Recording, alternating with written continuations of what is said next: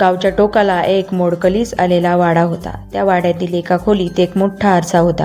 गावात अशी अफवा होती की त्या रात्री आरशासमोर मध्यरात्री 12 वाजता उभं राहिलं तर स्वतःचा चेहरा दिसत नाही, तर भविष्यात भेटणाऱ्या एक अनोळखी माणसाचा चेहरा दिसतो। सगळे ही गोष्ट खोटी समजत होते, पण रोहन नावाचा एक तरुण सत्य शोधण्यासाठी त्या वाड्यात गेला। मध्यरात्री 12 वाजले। त्याने टॉर्च बंद केली आणि आरशासमोर उभा राहिला। पहिले काही क्षण काहीच झालं नाही। अचानक आरशावर धुकं जमा झालं। धुकं हळूच बाजूला झालं आणि त्यात एक वृद्ध माणसाचा चेहरा दिसू लागला। तो वृद्ध रोहनकडे बघून फक्त एकच वाक्य म्हणाला, "उद्या संध्याकाळी 6 वाजता नदीकाठी जाऊ नकोस." क्षणात आरसा पुन्हा सामान्य झाला। रोहन घाबरला, पण त्याने हे स्वप्न समजून दुर्लक्ष केलं। दुसऱ्या दिवशी त्याचा मित्र त्याला नदीकाठी फिरायला घेऊन गेला। रोहनला आरशातील इशारा आठवला, पण तो हसत गेला। संध्याकाळी नेमके 6 वाजता नदीवरील जुना पूल अचानक कोसळला।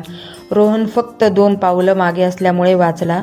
त्याचा मित्र मात्र पाण्यात बुडाला। सुदैवाने गावकऱ्यांनी त्याला वेळेत बाहेर काढलं। त्या दिवसानंतर रोहन पुन्हा त्या वाड्यात गेला। त्यावेळी आरशात त्याला स्वतःचा चेहरा दिसला, पण तो चेहरा म्हातारा झाला होता। आणि तो म्हातारा रोहन शांतपणे म्हणाला, "आजपासून प्रत्येक पौर्णिमेला इथे ये, कारण आता इशारे देण्याची जबाबदारी तुझी आहे." रोहन घाबरून मागे सरकला। त्याने पुन्हा आरशाकडे पाहिलं। आरसा रिकामा होता।